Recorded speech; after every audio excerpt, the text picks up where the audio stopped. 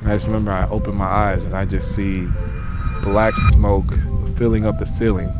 And I just see like a glow, like an amber glow down the hall. And when I get out the hallway and like step to the room, the entire kitchen is like on fire. At that point, we're living in Section 8 housing, staying in one room, like in someone's house, sleeping on the floor, staying in motels, just bouncing around from place to place. I went to a new school basically every year until I got to high school. My mom told me that a lot of people who don't accomplish what they want, it's not because they weren't good enough, it's because they weren't willing to sacrifice what it took. Like, the house burnt down today, like 2 hours ago. We got nowhere to go. And I watched this man pull out $1,000 from this big old Trench coat. And he pulls out $1,000 and gives it to my mother. Allah. And that's why I'm like, bruh, like, who is this man? Like, Assalamu alaikum wa rahmatullahi wa barakatuh. Welcome to our newest episode of the AlMaghrib Podcast. Today, we are happy to host the living legend himself, Azeez Al-Shaair, Houston Texans star. The Houston Texans, of course, for our international audience, is a professional football team. And by football, we mean American football, which obviously is the most important type of football. So if you disagree, I don't know what to tell you. You can argue in the comments about it, inshallah ta'ala. But we discussed, more important than all of that, he's a great person, alhamdulillah. And I've had the pleasure of getting to know him over the past year since he's moved back to Houston, or since he's moved to Houston. And we discuss his incredibly interesting life that he could write a book on, as well as his faith, which has really fueled his purpose and contribution on the field and off. Please, inshallah ta'ala, do listen and share, especially with young men. This is a message, inshallah ta'ala, that I hope all of them are able to benefit from and enjoy the episode. Assalamu alaikum wa rahmatullahi wa barakatuh. What's up, my man? how are you, man? Alhamdulillah. Good. Appreciate How are you doing? for having me, man. Alhamdulillah. Appreciate you coming through. Gave me a great introduction. I tell people all the time, I get married and I pass away, man, I need you to speak at my funeral and at my wedding. Oh, you need me to do it? I need you to do it. I got you, man. You'll Alhamdulillah. say all the right things. Allah wa rafiq, man. It would be an honor to speak at your wedding, for sure. Inshallah, the funeral is, far away, inshallah ta'ala. May Allah grant you long health and us and good faith. How are you doing, my man? I'm doing good, man. Just right now, just kind of like a dead period for us. We just started back up training, and I kind of trained throughout the year. I feel like even when we talk, even to set this up, it's like, hey man, what's your schedule like? Like, man, I'm training from this day to this day. So I just offered you some baklava before we started. This is some amazing baklava. And he was like, no, man, I can't eat it. I was like, man. It was actually really good. Truth It be was. told, that was actually probably maybe the second time I've ever ate that. And, Baklava. Yes. And I literally was like, that's why I was so hesitant when you were like, here, I got this for you. I'm like, He was like, what's in it? yeah, like, And you were hoping for some like healthy ingredients. And I didn't have anything for you, man. no, alhamdulillah, it was really good though. Alhamdulillah. I do hold, actually, that was the Sudanese version. It's very popular all throughout the Mediterranean, but I kind of hold that our version is the most legit one. So that's why I was just like, do you like it? And tell the people it was delicious, wasn't it? No, yeah, it really was. Honestly, I don't even know what to like equate it to, but alhamdulillah, it was really good. You catch me right after a game where I can eat anything I want, or in the off season when it first starts, I'd probably eat like 10 of them. So guess what? First of all, I eat 10 of them on a regular day. I don't need like a game or anything like that. So I need to figure that out. I need to get better. But then number two, I'm gonna hook you up with some. I have some more at the house, inshallah. So you can eat at your own leisure, inshallah. But it's been wonderful actually having you here in Houston, alhamdulillah, just being able to see your presence and all of the events that, just being super plugged into the community. I think that's what I really appreciate. When you're able to be in a place, and I've lived in many cities, so I can appreciate something that I've never had before, which is a professional athlete in the city who's Muslim, visibly Muslim, confidently Muslim, who's actually plugged into the Muslim community and hasn't been, avoidant of them or exhausted by them either way, right? Yeah, I think that's just, again, being Muslim in general, just understanding like no matter how big of my platform I get, I think it's just more of a responsibility to be around the people, to interact with everyone and just try to shed my light as best as I can, So alhamdulillah, like I'm honestly happy that I am around such an amazing community, so I can pour into even more. It's been a huge blessing. So alhamdulillah, like I've just been grateful to be here over the last, going on 3 years now. Excuse me. Alhamdulillah.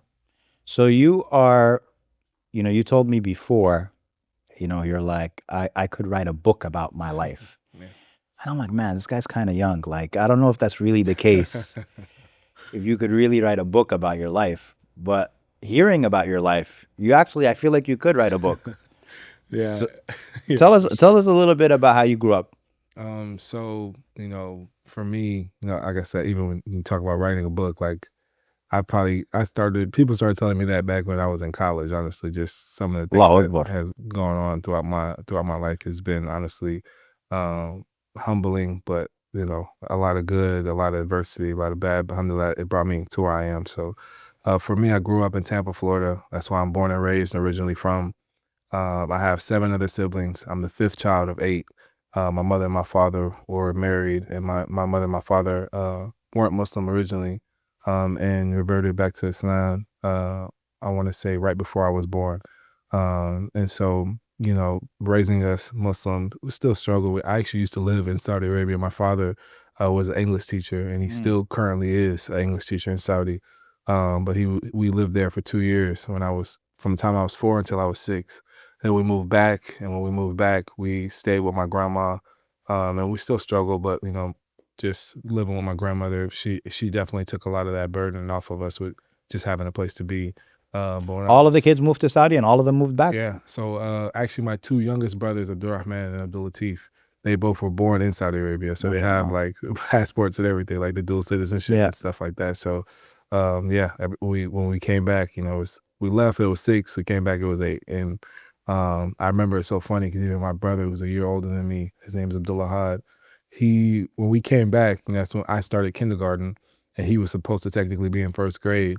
But my mother and my father, when we were in Saudi, like my father was like very big on like, I want them to know Arabic. I want them to so he only would speak Arabic to us in the house. Like he wouldn't speak English. So by the time we came back, it was hard for us to even understand English. So my brother, he had to go back to kindergarten. Oh man, because he didn't understand enough English. And it's funny because after that, I think he was just like, oh, like we can't be talking any more Arabic to them because now he doesn't even understand English. So that was really like the last of like how devoted, I guess you would say, we were just with understanding Arabic at that level. But then my mother and my father got divorced when I was 10 years old. And so from the time I was about 11 or 12, my mother is raising, 8 kids, essentially on her own. And my father moved back to Saudi. He got remarried. And from that point, really, like, things were already difficult for our family. There was a lot of things that we had went through prior to that. But then after that, I think that's really what started to just kind of set, I guess, the origin story of what you want to say for Azeez Al-Shaair, and just like the adversities I began to go through from there. Because at that point, we were living in Section 8 housing, staying in one room, like in someone's house, sleeping on the floor, staying in motels, just bouncing around from place to place. My mother's trying to juggle 2-3 different jobs. And, I had help from like my grandmother who would let us stay in her house at one point, and, my other set of. So you're like moving through different houses, like every week you're moving around. Yeah, I mean, literally, I remember I went to a new school basically every year until I got to high school. High school was the first time where I stayed at the same school.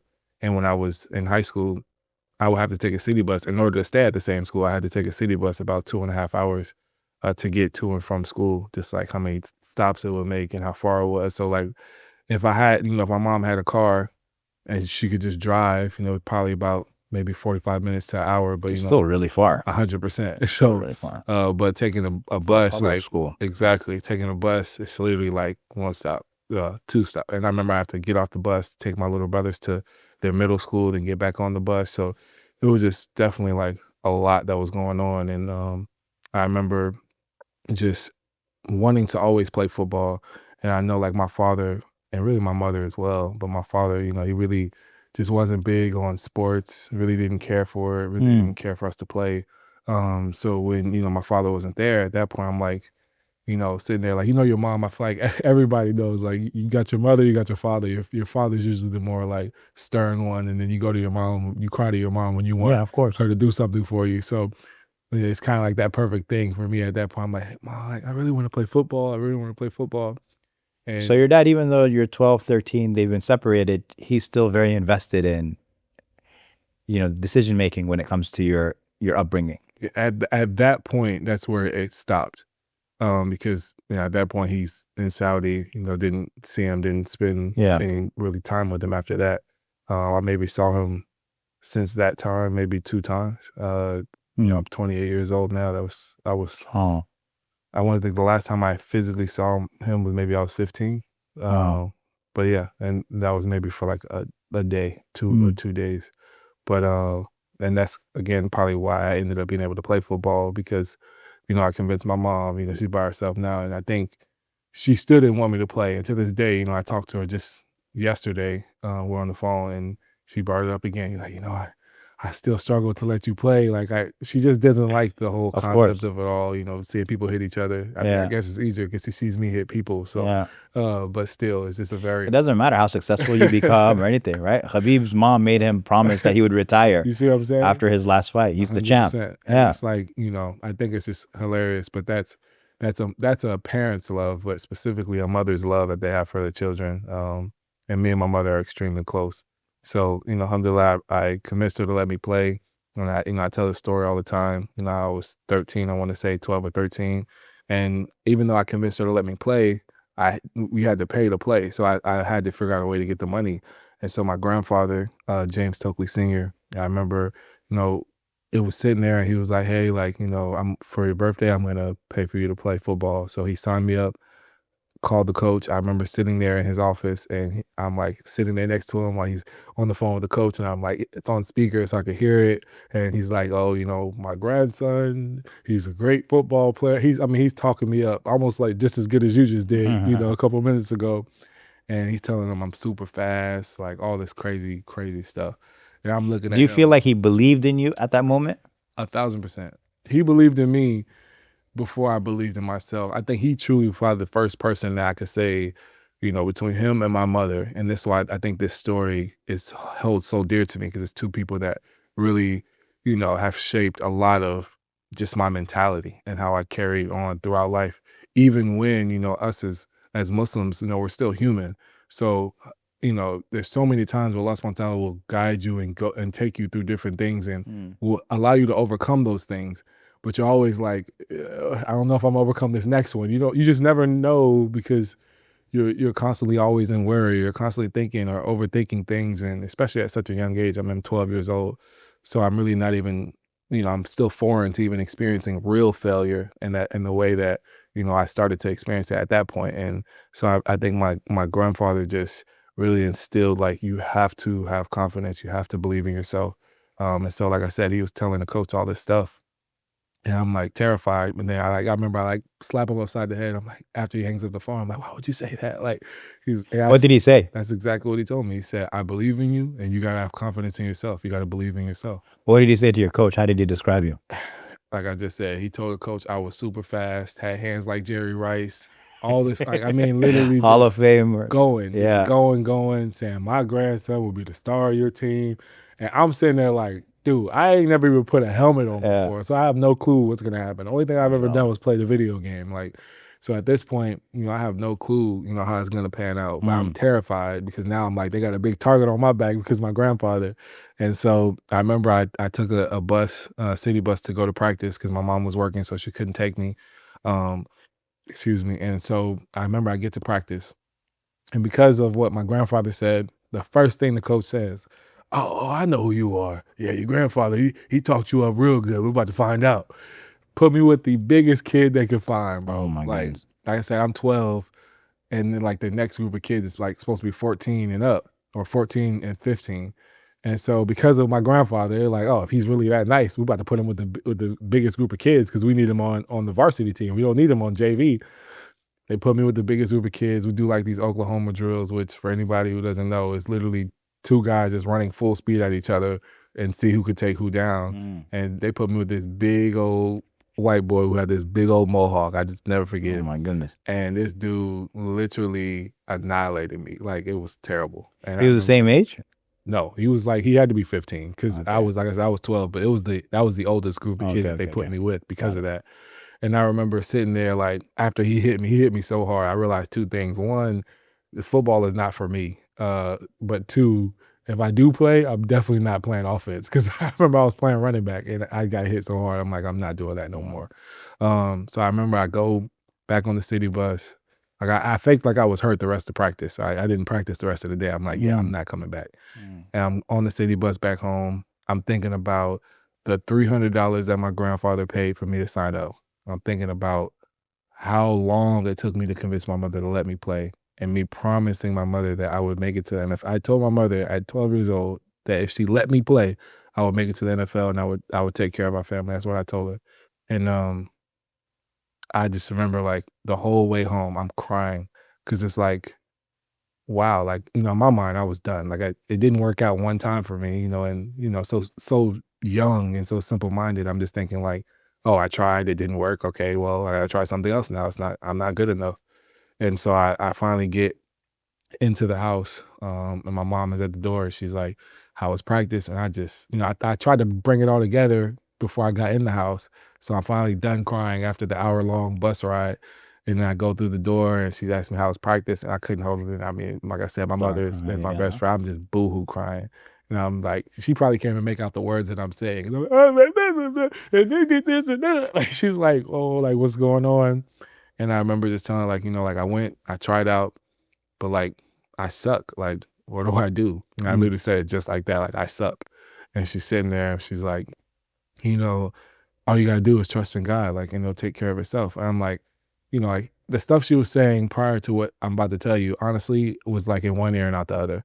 Cause I'm like, oh my God, like, okay. Like, mom's telling you this same typical, like, oh, you just gotta work hard and I'm like, yeah, but like, what if I do all of that? I remember she finished, I might even cut her off. I'm like, but Mom, what if I do all of that and it still doesn't work? Yeah. And I remember that's when she told me from a hadith that I will never forget. And she told me that which is for you shall not pass you by, and that which passes you by is not for you. She was like, all you can do is trust in Allah subhanahu wa ta'ala and then do your part.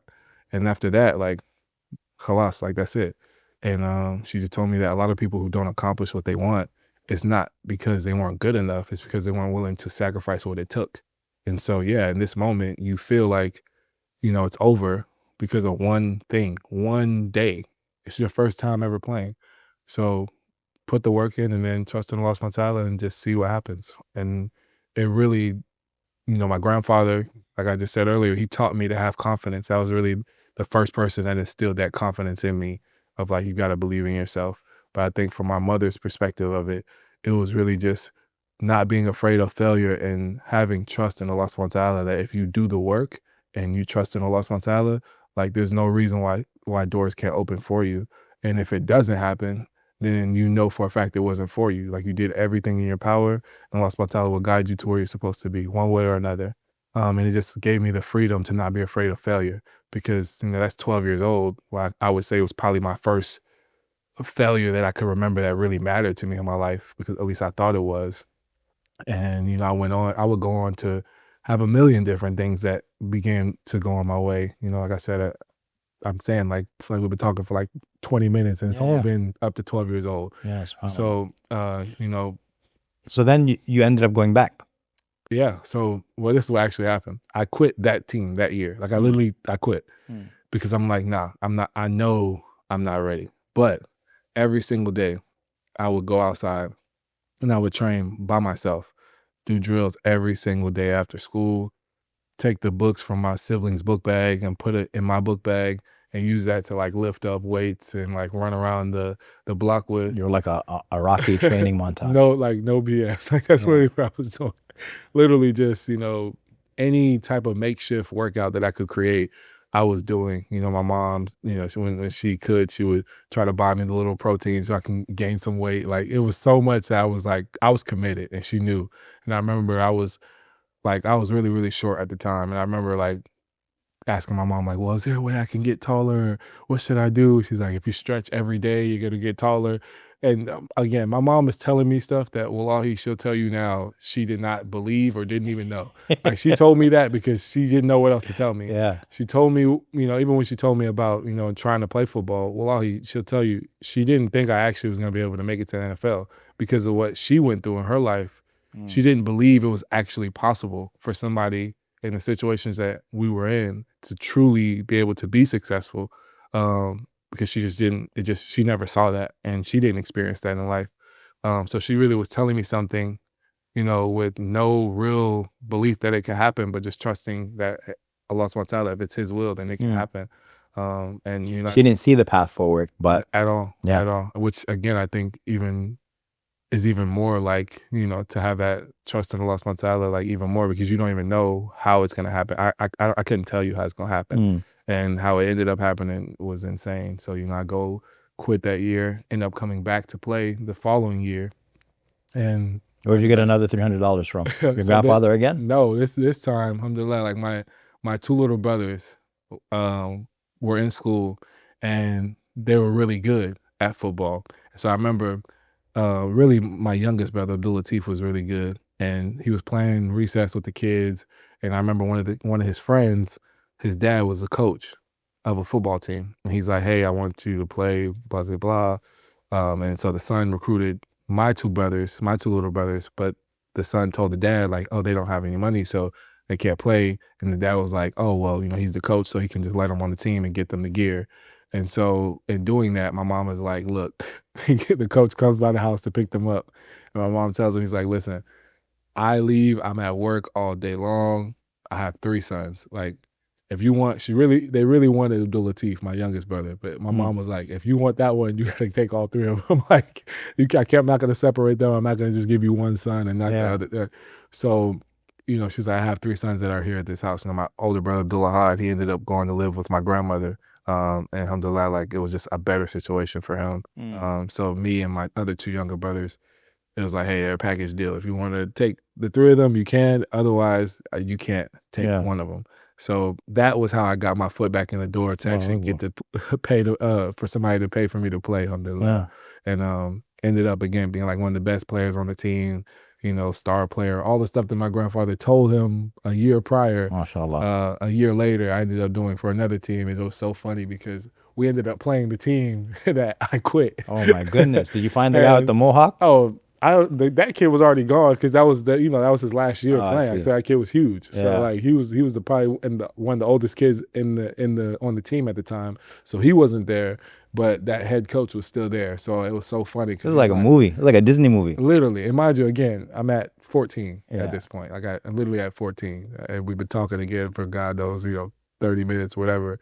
But it was just so like surreal in that moment because I'm like, going back and we're playing against this old team that, basically, they scared me off and ran me off because I just was afraid to play because I wasn't good enough. And it was just funny because I had like an amazing, amazing game. And I still don't even think our team won. I don't think we won, but like I balled out. And so after he's like, man, I guess you all right, man. Grandfather might have been right about you, man. Man, you a heck of a player. Da, da, da. So that was just a cool moment for me just to even experience that. And to get the validation from the coach. Exactly. I know when I left and didn't come back, like it wasn't like I told the coach, hey, I'm going to quit. Like I just dipped. So I know they were probably talking crazy about me for a while. So, and you're doing all of this and you're still homeless. Yeah. Right? Like literally we're at this, when I was 12 and that all happened with me quitting the team. So literally that same, or that later on that year, that summertime, and this is a part of the story that I feel like gets lost kind of in translation a lot because it's just, there's so much that happened that I often skip over this. But we were staying in my grandmother's house, my mom's mother, and we were staying in the house. We didn't have any furniture. They moved out of that home and they let us stay in there. We didn't have any furniture, but alhamdulillah, like we had a roof over our head. We had a whole house. A lot of times the electricity might be off. We might not have no water, but again, roof over your head, alhamdulillah. And I remember it was actually during Ramadan and one of my sisters was cooking early in the morning. And I remember I went to sleep because like I didn't even know what she had to cook. Like we didn't really have any food anyway. So fasting, no fasting, we fasting. So SubhanAllah. Ramadan, no Ramadan, you waiting basically to eat dinner, Anyway, anyway. So you gonna wake up and drink some tap water and then go back to sleep after you pray. So I remember like in the back room, like there was a skinny hallway and there was 2 rooms. It was a room here where the boys stayed and then a room over here where the girls would stay. And there was like another small room where my mom would be and stayed. And so I remember I'm sleeping and I keep hearing the smoke alarm going off and going off. And it's probably about 6 o'clock in the morning and I'm hearing it go off, but I have 3 older sisters and I love all of them. But the smoke alarm will go off all the time. They can't cook that well. So, or at that time they couldn't cook that well, but they were trying. So, I was like, oh my God, like, what are they doing? they're burning something again. Yeah. And so eventually it was going off for so long. And I'm like, how is nobody else hearing this? And I just remember I opened my eyes and I just see black smoke filling up the ceiling. And I just see like a glow, like an amber glow down the hall. Cause it was like a skinny hallway that you go down and then there's the kitchen and everything. And so I remember like crawling cause I'm like, what the heck is going on? I'm crawling to try to get through the hallway. And when I get out the hallway and like step to the room, to the other side where the room was, the entire kitchen is like on fire. Like it's in flames, like stuff is starting to fall down. And I'm over there like, okay, we already had no place to go. We've already been displaced, been homeless, been sleeping with on this person's floor and on this person's couch, whatever. And we finally, like, I think we were not even a full year, maybe 6 months into my grandmother letting us live in her home. And I'm just sitting there like, bruh, you can't Burning down. You can't be serious. But literally, like, it was getting so bad and the flames were getting so big. Like, I'm like, I didn't know what to do. And I remember like running in there, grabbing my little brothers and running out the house. And I'm like trying to bam on the next door neighbor's door to get, somebody on the phone. But where they were at, like, no banging on people's houses at 6 o'clock in the morning, like ain't nobody answering the door for you. Yeah. If anything, they might shoot you, especially in Florida. So Especially in Florida. you know what I'm saying? Texas ain't that much better, but Florida's crazy though. So, at this point, I'm just watching the house burn down, but like my mind just like stops. I'm like, dang, I didn't like, where is everybody else at? Like there's nobody else in the house. So like at this point, the flames are like so much that the entire house is almost on fire. But I just was like, let me just go back in there and make sure that nobody else is in the other room. Cause I this time I had my 2 oldest niece and nephews, Amir and Amira. And I just wasn't sure if they were there or not, but I couldn't remember. And so I'm like terrified. To this day, I'm terrified of fire because of this. But Fire alarms. No, fire. Like the alarms don't scare me. The fire itself terrifies me because I ended up running back in that house. And alhamdulillah, I'm happy I did because when I went back in there, my little niece, she was not even 7 months old at the time, Amira, and she's my oldest niece, was in the house, A baby. in the room, in the other room that the girls used to be in, and was still asleep, wasn't even awake. And I grab her and I wrap her up and I run through the house and get out the house with her. And by the time the police came and the fire department came, everything was pretty much gone. But at that point, we truly were like homeless, like no place else to go. Everybody else had already kind of exhausted their, freebie for you to stay with them. And so now we're really just staying in a motel, and we stayed in a motel for, the good portion of, 3 years or so, if I'm not mistaken. And then my mom would get an apartment, be able to have it for like maybe 6 months, and then they kick her out because she couldn't pay the rent, and you try to get another apartment. So we just moved around so much. Tell me the story of the sadaqah your mom used to give. Wow. Yeah. So kind of tying back into me talking about the fire, that same day, or to kind of go Or back. even before that, guess. yeah. Yeah. So to kind of go back, my mom, when we lived at my grandmother's house, and even before then, when we stayed in a different apartment, it was kind of in the same area. But there was always this man, Mr. Jones, that stayed like right in front of a CVS. He would just stand, like homeless man. He would just sit, and they gave him like a little chair, and I mean, he always had this huge, big like coat on and like almost like he was always cold. He was always bundled up, but it's in Florida. So it's like, there's no way you're cold, but that's just, that he would always do that. And every single time, my mom would get the food stamps on the first of the month or whatever. And any money that she would have, every time we went up there, we'd go up to the CVS. Mr. Jones is there. My mom would give him some money. And she would always give him money. I remember I'd be like, how are you giving this man money? Like, especially I guess just, that being so young, I'm like, why are you giving this man money? Like we need the money. You know what I'm saying? Like, it's 8 kids that you're taking care of as a single mother, 8 children. If a single mother of 1 child, is too much, let alone 8. And, she just would always tell me, like, you just never know what somebody else is going through. You never know the blessings that you have, giving and helping someone else in need. Like, other people are struggling probably more than even us. So it just was a selfless thing that I would constantly see her do, where I'm like, how could you even like again, just not being in that space at my age, I'm just like, well, dang, it just gave me a different perspective. And so you fast forward, like I said, to, the fire. And by the time my mom got back, because she was trying to wash our clothes, that's what happened. She went somewhere to go wash all our clothes because we didn't have running water. And so by the time she came back and, the house was burned down, it just literally what the heck? It was just crazy. So I remember we were in the car and everybody went to my other grandmother's house. And we were me and my mother, it was just me and my mother in the car. And we ended up passing and we're driving by and we see Mr. Jones at the CVS. So we go to the CVS and she just wanted to say hi to him. And when she's saying hi to him, he's asking her how she's been and they're exchanging conversation, talking. And she goes to give him the last $5 she probably had at that point.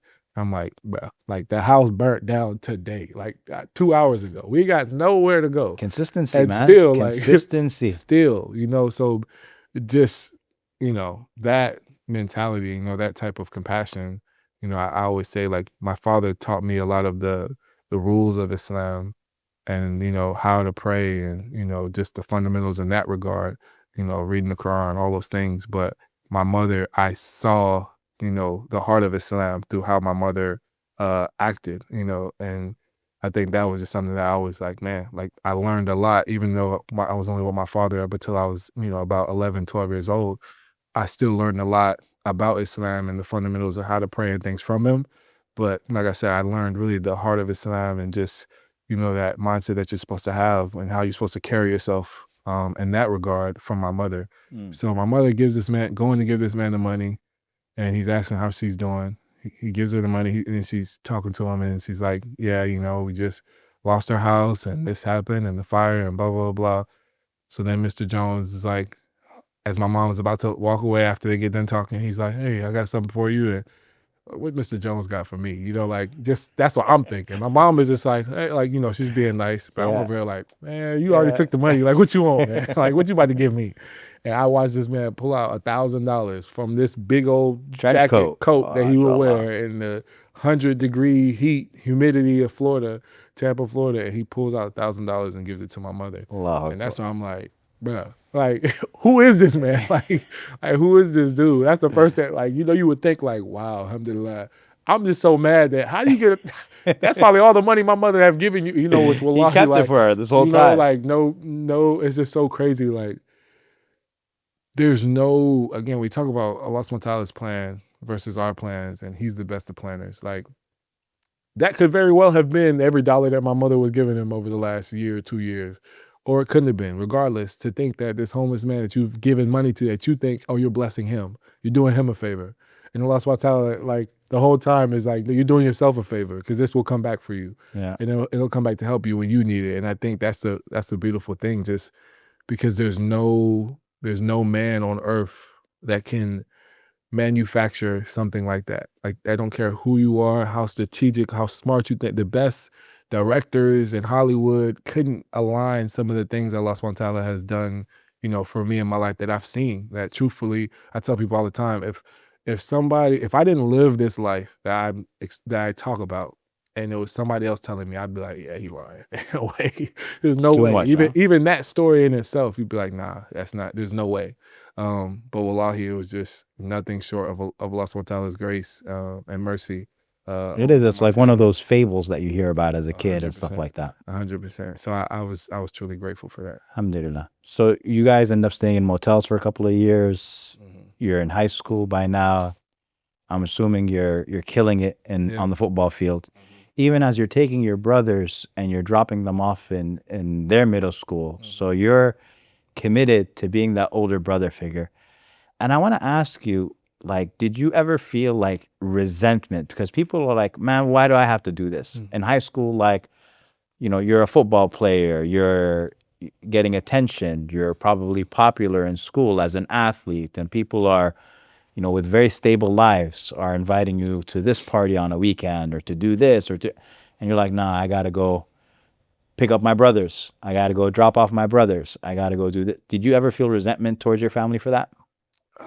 Yeah, I think truthfully, one thing I always felt like was like I was doing something that most to nobody else that I knew had to do, Yeah. and it, I think honestly, even my family, like to say this much, my mom would always tell me it's like you're doing more than you have to do. Like you don't have to do that. You don't have to do that.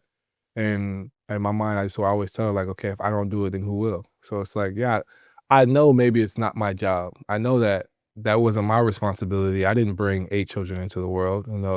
That wasn't me. These are my brothers, my younger brothers. I'm not their father. But to talk about, doing the things that I had to do and making some of the sacrifices I had to make throughout high school and my siblings as well. My older siblings, my sisters, Halima, Kadira, Aziza, and my older brother Abdullah made sacrifices as well to try to help them as well. But as they started to kind of have their own things come up in their lives, it kind of like really ended up being me as that person who had to do those things for them. And so, alhamdulillah, like I ended up going to college and going to Florida Atlantic University, getting a full ride scholarship. And while I'm in college, I'm their legal guardian. So I'm raising my 2 little brothers. Literally, they're living with me on campus.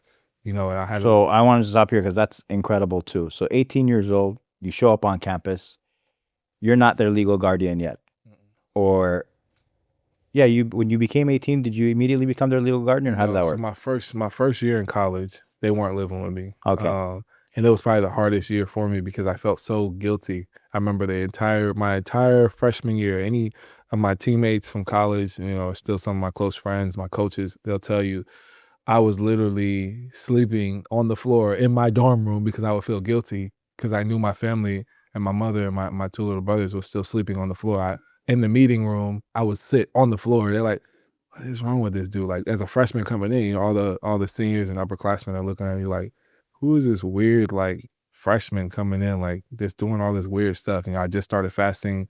Ramadan was around the same time that I got into school, so like they're also not seeing me eat with the guys when it's lunchtime. I'm like they're trying to offer me rides, and I was just very secluded, very like different, and it was just like a lot. But at this point, I wasn't taking care of my little brothers, but I always kept having this thought, just thinking about them, and I would give my financial aid money that I would get from the school, and my money from the scholarship, and send it back home to my mother so she can take care of my 2 little brothers.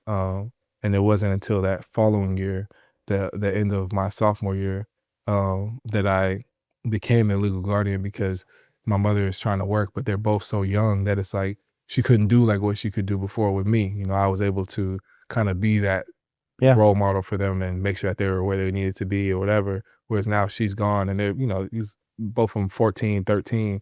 You can't leave a 14 and 13-year-old, even though I was the 14-year-old taking care of them. They just were not as mature at the time. So that's when, I told her like, hey, like, they can just come and live with me. Like, I brought it up and she's like, no, like, why would you do that? Blah, blah, blah. Like, you don't have to do that. Kind of the same conversation we would have multiple times throughout my life. And I'm just like, like, I think it would just be a better life for them that the school was right next door to FAU and that they would be going to. And, I'm like, hey, like, at least I know I can go in there and get protein shakes and, protein bars. Like, we eat that. And so I remember I got an apartment off campus and moved them in there with me before I got the apartment because I was trying to get like approved for it. They were staying in my dorm room with me, It would come with me during the summertime to workouts and practice. All the coaches, all the players knew them, and I would take them to school and then go to practice in the morning and go to class and pick them up. So your college experience was basically like that of a father. Basically, you're taking your younger brothers, you're taking them to school, you're coming back, you're doing your classes, your practice. So your experience was completely different than the traditional Yeah, college athlete experience. without a doubt. And again, that's why I say like you chunk off this next section that we're going into, which is just my college experience, which is the next 4 years, after I get out of high school. And that itself could be a book, it could be its own fable, I guess you could say. But yeah, like I had never been to no college party or never got to do anything like that. Like I didn't really have like a experience like that at all. And, I remember my teammates would always be like, man, you just need to come with us, man. Just hang out with us, man. Just hang out with the boys. And I'm like, nah, man, like two things. For one, like, for me, I'm like, hey, I got things I'm focused on. Like, I'm trying to go somewhere. Anybody will tell you from the time I came into college, my focus was like laser sharp. Like I'm trying to make it to the NFL. I got people I'm trying to take care of. And if you're not doing the things that align with that, then you got to get out the way because it's not going to work. And so I think I gained a lot of people's respect for how I carried myself, and even now to this day, obviously you can sit there and say, as a Muslim, you're not supposed to drink. As a Muslim, you're not supposed to, everybody has their own faults, their own sins. And yes, as a Muslim, you shouldn't. But for me, even in that environment that I was in, like to be around all those things all the time, and to this day, still to say I've never drunk a sip of alcohol before, never smoked before, so there was a lot of things throughout my entire life that I was around that I had no business being around, the environments, the people, whatever, and still just, making the right decisions because I knew, one, that Allah subhanahu wa ta'ala is watching me, and two, that if I'm trying to get to where I'm trying to go, there's things that are going to hinder that, and those are some of those things. I want you to speak to all of the Muslim youth who are high school sports, college sports, middle school sports, and they feel like for me to have team camaraderie, right? And for us to have team chemistry, I need to, be in those spaces because the team is saying, why don't you come with us? Was your team successful? Oh yeah. I mean, when I was in college, won a championship, when it was able to be successful even in high school, little league, same thing. And even professionally now, I think if at any level, it's the hardest. It's when you get professional because now you're old enough to do every possible haram and bad thing, and everybody wants your time and your attention as well, and they're giving you millions of dollars as well. So your ego can be stroked in 35 different ways, and so you really have to be grounded. But I think the biggest thing that I gain more respect from people being true to myself and being true to my faith. And I think, the thing that I love about Islam is it's extremely practical. But it's also like it's based on like a fundamentals and it's like a foundation and just a morality that I feel like even if you weren't Muslim and you said, hey, I wanted to live like that, like it's just a righteous way to live. And I feel like for me, like people are like, oh, you don't drink because you're Muslim, right? It's like, no, that's honestly not why. Is it prohibited for me to? Yes. So maybe when I was young, that's what it initially was. But who would stop me from doing it if I wanted to right now? Nobody. Nobody would stop me from doing it. My mother, my father, I could do anything I want at this point in my life and nobody would even know. But Allah subhanahu wa ta'ala is watching me. So that's one thing. But then also even from, like I said, just let's take that out of it. Let's just use practicality. That's why I said it's so practical. I think it's just a beautiful way to live your life because when you talk about whether it's praying 5 times a day, just like they say, meditate now, take time to meditate, take time for mindfulness, take gratitude journals, which another fundamental of Islam is just being grateful for what you have. And then when you talk about things like alcohol, it's literally just poison. Like there's no health benefit whatsoever in any way, shape, or form for alcohol at all. It's ruined more people's lives than it's made billionaires, other than the people who, invested in the ones who sell the alcohol. They're the only ones that win in that situation. Nobody else is winning. You're going to lose. And so I just think like even in that regard, you talk about it when you go to the next phase of that with just doing drugs and things like that, like there's not good outcomes to that. Like, is there benefit to certain things that will help you, like when you're having a prescription that you need for whatever injury or thing that you might have? Of course, like that's different than what, the Recreational drug use. Exactly. So I think it's just a good way to live your life in general. But because of that, I just kind of stand like 10 toes into it. And it's like, hey, I already was an outlier being homeless and, going through things I went through, and people, would tease you for wearing the same clothes. And so I had to, at an early age, learn to not care about what society thought about me. Oh my goodness. I just realized you went through high school. Yes. I mean, that teasing for wearing the same clothes in high school is vicious. Yes. I mean, it's bad in elementary, let alone high school. Like, dude, my job, you see now, I go to speak to these high schools. I see some of these high school kids, they got more chains on than any player I've seen in the NFL. I'm like, dude, where you get that from? So it's just hilarious, like, that social anxiety that you would have.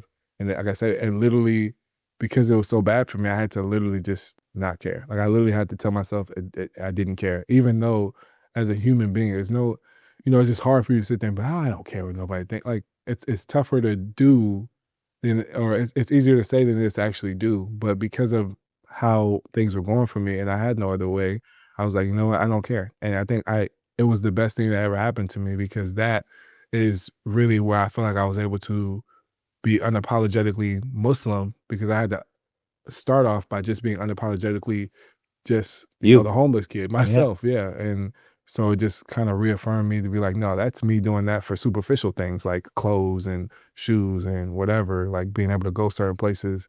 But now you're talking about my deen, my faith, like that's actually holds more weight than anything else that I was standing 10 toes about. So it was just easier for me to do.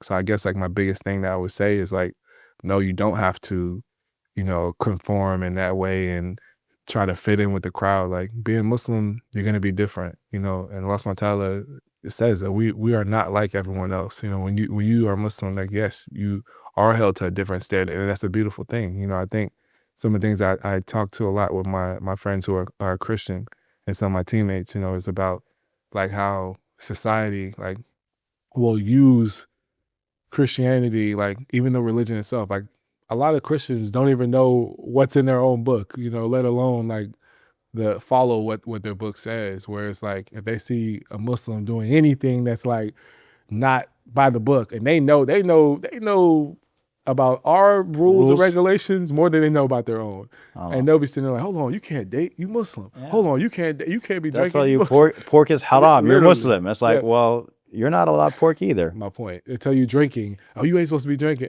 You're not either. Yeah. That's not communion. Because they'll be like, oh, well, the communion, that's not communion, but that's something else. So it's just funny because it's like, I love even that, because I feel like religion, especially in the day and age that we live in, has been so watered down. And I think the one thing that I love about Islam is that it's always been held to the highest regard. And the religion is perfect. The people who practice are not. So I think that's where I love when somebody's trying to check me for every little thing like that, because it's like, nobody walks around and says that to the average Christian that they see, but that's how you view Islam. And that's a beautiful thing. That's how you're supposed to view it, where it's something that's up here. So the standard is here, not having the standard down to the floor. So I say that to say like, you're going to be, as a Muslim, you are going to be held to this other higher standard. And, like you just got to be okay with knowing that what you're sacrificing, it's not a sacrifice. A sacrifice is as if like I'm missing out on something, but what you think you're missing out on is literally worth nothing. It's literally worth nothing for what you're going to gain from Allah subhanahu wa ta'ala, just the reward that you can gain from even choosing to avoid those things. And you're right. It is, it is hayatan tayyiba, as Allah describes it. It's a tayyiba. It's a beautiful life. It's a pure life. It's a good life. That's what it is. It's a good life. When a person lives according to Allah subhanahu wa ta'ala's like commands, then they're actually in harmony. They're in harmony with the universe. They're in harmony with themselves. They're in harmony with creation. And then when you break Allah subhanahu wa ta'ala's commandments, then you're actually outside of that. So, and that what ends up causing more chaos. It causes chaos both for yourself as well as for society around you. So for example, an example that I like to give is Allah subhanahu wa ta'ala says, وَلَا تَقْرَبُوا الزِّنَا. Don't come near zina. إِنَّهُ كَانَ فَاحِشَةً وَسَاءَ سَبِيلًا. It is an evil path. It's an evil path. He didn't say like it's an evil act. He's like, it's an evil act. It's an evil path. And it's an evil path for society to go down. And you might think, well, what's wrong with love? Like free love. That's the way that it was sold in the sexual revolution in the 60s and the 70s. Like, it's just, it's free love and it's love and there's nothing wrong with love. And on the outside, you might be like, yeah, sure, there's nothing wrong with it. But then you look and you see what ends up happening to society that embraces that. And you see that marriage has been in a free fall every year since the sexual revolution. And you see the amount of, right now in the United States, 1 out of 2 children are born outside of marriage. And the amount of problems broken homes. And so when you look at, sure, it's those 2 individuals, maybe you could argue that there's, no harm. And although there is harm, even in that. But then when you look at, for example, the victims not just being the 2 adult consenting partners, but the victims being the children who come into this world, then it becomes way clearer to see that this is a. And then when you see, for example, the loneliness because of the lack of formation of families that people are experiencing, like the UK famously, they instituted or they created a ministry of loneliness. Wow. Because families are just becoming non-existent, And that comes to this issue that I wanted to bring up actually, which is, for me, when you're talking about college and your high school, one of the things that's striking is the sense of responsibility. You said, well, you showed that you had a sense of responsibility, and I want to ask you where that came from, whether it was instilled in you by your parents or by other people in your life. Like this is something that, or it's just sometimes people just have a character that Allah gave them, right? It's just like, nobody taught me this, but I just felt like I need to be responsible for my brothers. But then the second thing is, you mentioned the gift that came from that responsibility, which is the laser focus in college. That responsibility that you felt, whether you needed to feel it or not, and maybe your mom was telling you don't need to feel it because this is not your responsibility, but you took it on, and because you took it on, it gave you a focus that actually benefited you in the future. And I think with a lot of young men, we're actually in need of that feeling of responsibility. And if you do feel that responsibility, one of the gifts that will come from it is that focus. Yeah. I think really, I couldn't even say it was something that I was necessarily taught, because like I said, I think my mother, she hated that I had felt like that. I still feel like that, Obviously, I'm an adult now and I'm able to provide for my family, but even in a way that she's like, that's still not like, things that you're doing, you don't have to do. I'm like, I know, but in my mind, it's still like, it's just, that's probably the thing. I listen to everything my mother tells me. When she tells me that, it's just like, out there, So I think she always wanted me to just be able to be a kid. Like, if it was up to her, she would have loved if I could just be 12 years old. Even now, it's so funny when I see my nieces and nephews, and their life is completely different than mine was. And so, like, when I see them, and I'm like, dang, my oldest nephew, Amir, he just turned 16, and I'm like, I could have thought this dude was 12. Like, he's still like a kid. Like, I call him a kid. I call him my little, because I still see him like a child. So I think 16. I went to college at 17 years old. So in my mind, I'm sitting looking at him like, this dude had to do half of the things I had to do. Like, oh my God. Yeah. So I think about that. And I think a lot of it, Allah subhanahu wa ta'ala, like he creates all of us and gives us all what we need in our life to be able to be successful in our life.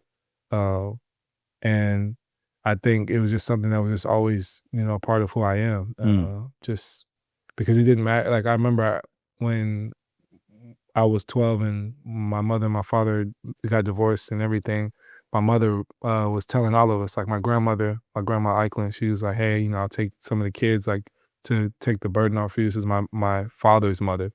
She's like, I'll take some of the kids that can live with me, because she worked at the post office for a very, very long time, like had a nice place to stay, and so you can stay with me. And I remember my older brother, Abdullah, he's a year older than me. He went to go stay with her. That's why I said earlier. And I remember my mom was like, hey, you can go too. Like, she's saying that it's going to be a better life for you. I remember we're sitting there in her room, and she's telling me all this stuff, and sitting there, I'm like happy. And then I asked her, I'm like, well, who's going to take care of Abdurrahman and Abdul Latif? And she was like nobody, like, don't worry about it. Like, it's not your job. Like, she was like, it's not your responsibility. Like, don't worry about it. And I'm just sitting there, I'm just like, I remember just feeling like bad, like just feeling guilty. And I just told her, like, no, I want to stay. And she's like, why do you want to stay? It's a better life. And I remember just telling her, like, well, if I leave, like, nobody's going to be there for them the way that I wanted somebody to be there for me. So I'm going to try to be there for them the way that I wish somebody was there for me. And she's like, that's not your job. Yeah. But that, again, that's me at 12 years old. Nobody taught me that. You know, Allah subhanahu wa ta'ala just put that, you know, in my heart.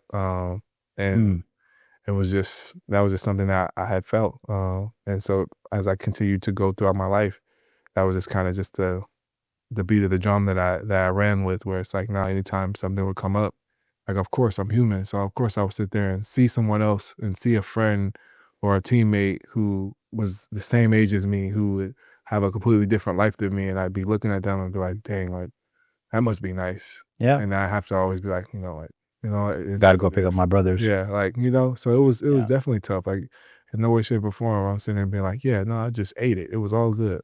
It was days where I would sit there and cry and be so hurt, so upset, resentment. You know, of course, I had so much resentment. I think it wasn't until I got into the NFL that I was able to let go. Because, again, you know, like I said, when I first started talking about my life, I wouldn't change anything that happened to me, you know, from high school to middle school to college, any of it, because, like you said, through the responsibility, I gained these things that is so hard to, again, manufacture. Every father, you know, you have your son, every father wants to try to instill these principles, the focus, you know, the mindset, you know, the responsibility factor, the discipline.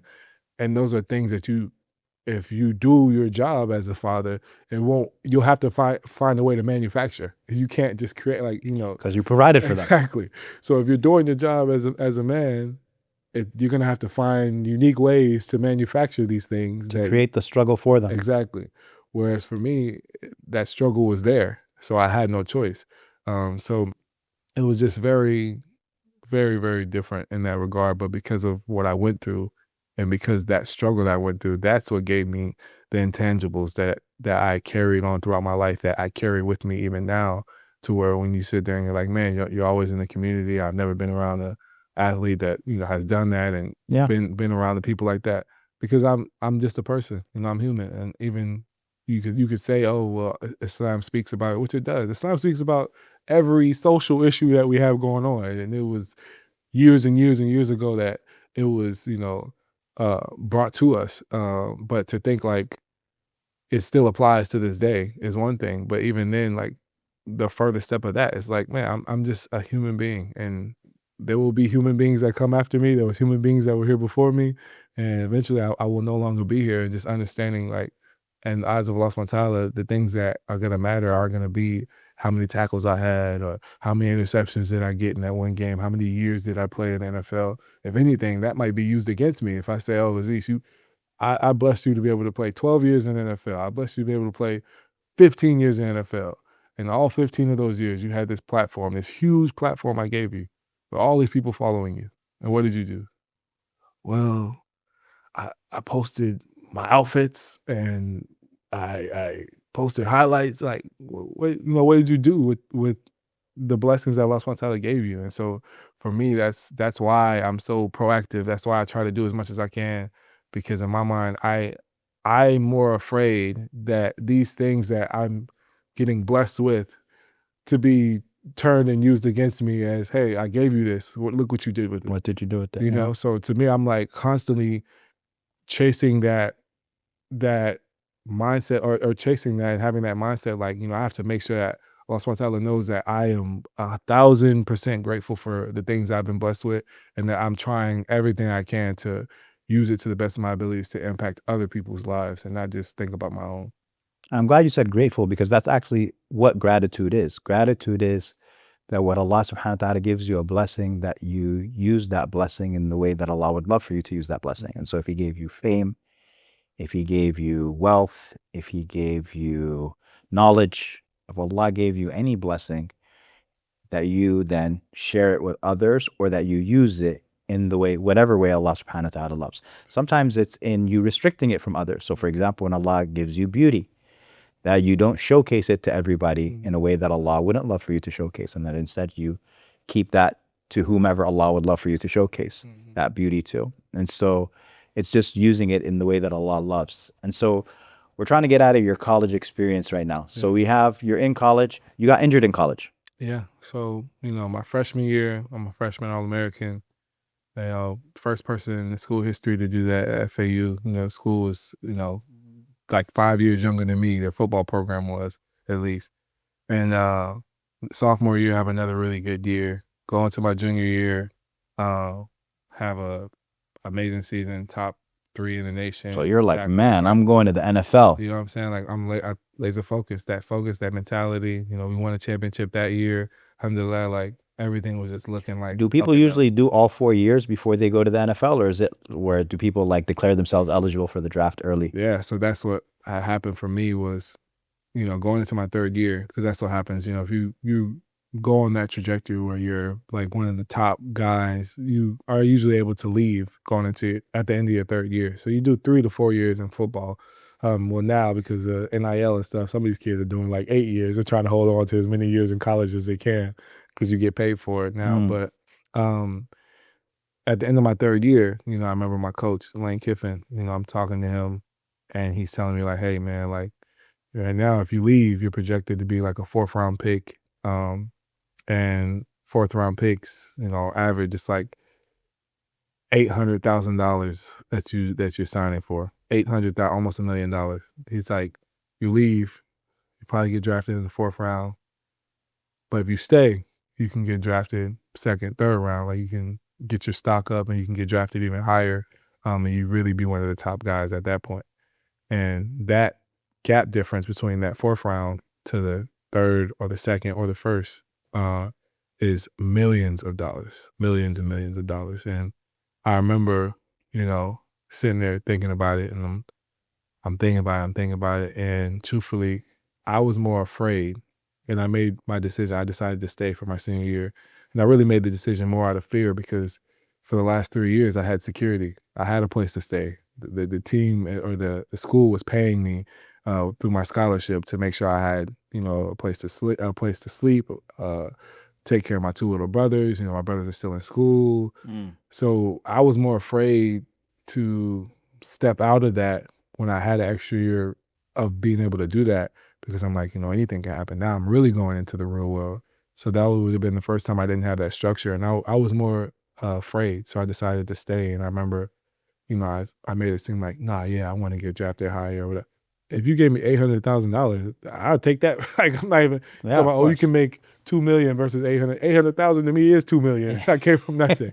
So in my mind at the time, I'm like, telling everybody around me like, I don't want to get drafted higher. I can get drafted 3rd round or whatever, and I can make more money. But wallahi, like it took years, and I mean years after, to be able to admit that it wasn't because I wanted more money. I wanted to get drafted higher. I was just afraid. And so it really taught me that I can't, again, just like my mama told me when I was 12, don't have that fear. Do the work, do your part, and then trust in Allah subhanahu wa ta'ala.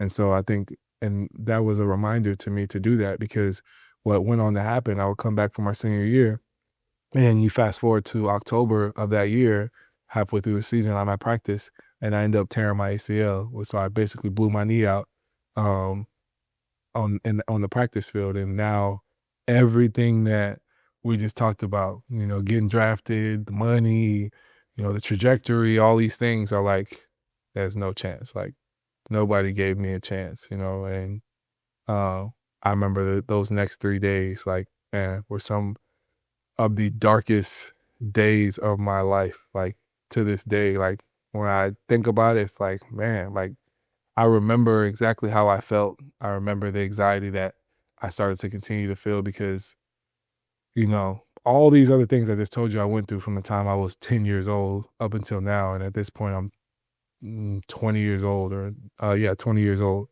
And I'm like, man, I thought this was over. Like, I thought all the adversity and everything led to, me getting the gold at the end of the rainbow.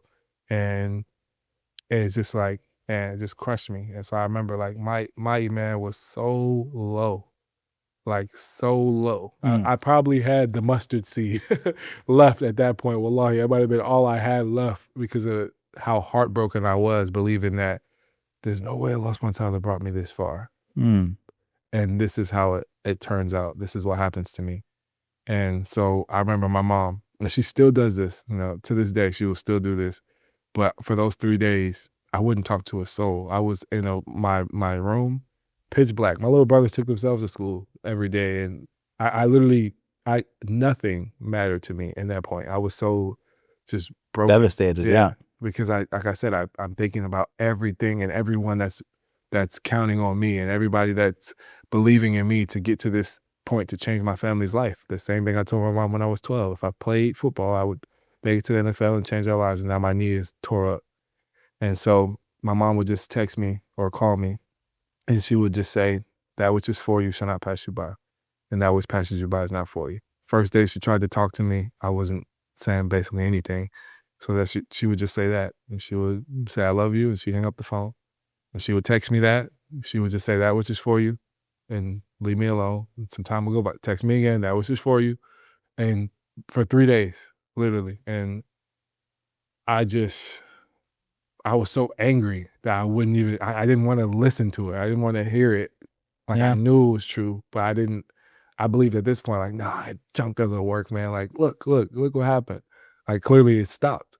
And I don't know what it was. But I just remember, like I said, I didn't pray. Wallahi, I didn't do anything. I hurt my knee. I'm like, I can't even pray. I can't even get on my knees. I hurt my knee.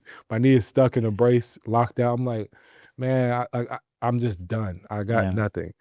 And I remember just sitting there late at night, maybe 2, 3 o'clock in the morning, and I just couldn't go to sleep. And I just made dua. I told Allah subhanahu wa ta'ala, and I'm just sitting there crying, I'm pleading, I'm begging with him. And I just said, you know what, like, that which is for you shall not pass you by. That which passes you by is not for you.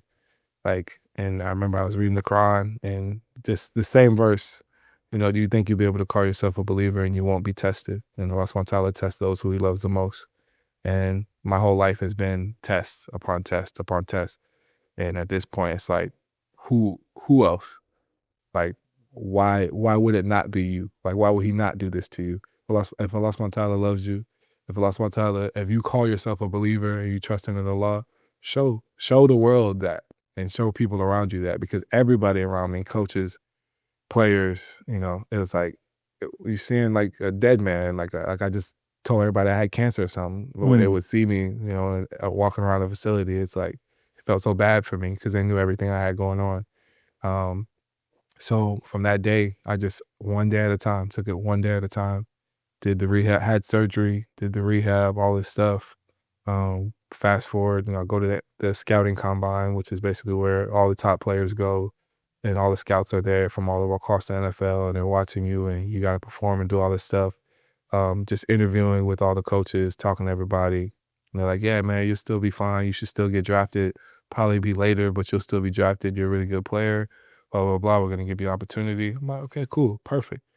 Fast forward to the draft, which is tomorrow, but, years ago. And I remember sitting there with my family. All my family is with me. And you have no idea who's going to draft you. You have no clue what's going to happen, who's going to take you.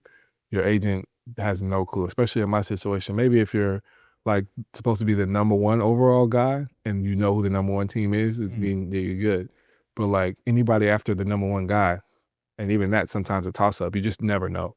So I'm sitting there, and there's 3 days. First day, second, third. First day, I'm like, okay, I'm probably not gonna get taken. Obviously, that's first round. Second day is the second and the third round. And I remember it was probably the toughest because all I'm thinking about is what my coach said would happen if I came back for my senior year. So I watched all these guys get drafted. I'm just here like, man, it was just like a terrible day to see. Then the last day was the 4th round, 5th round, 6th round, or 7th round. And so I'm like, okay, surely 7 rounds is 300 or like 270 something picks, something crazy like that. Like eventually my name will get called. And I remember going down the list, every single guy. I'm getting calls thinking this is about to be the team calling to draft me. And they're like, hey, we just want to make sure this is the right address. Like, they're asking you all these other prep questions and stuff. And I'm like, bro, don't call my phone if you ain't calling me to get drafted. Yeah. So every time somebody would call. You got to answer it every single time. Literally, because every time somebody would call, everybody would shut up. And I'm like, huh? Hello? Yeah. Hey, this is so-and-so from blah, blah, blah. We just want to see, is this a good phone number for you in case we want to draft?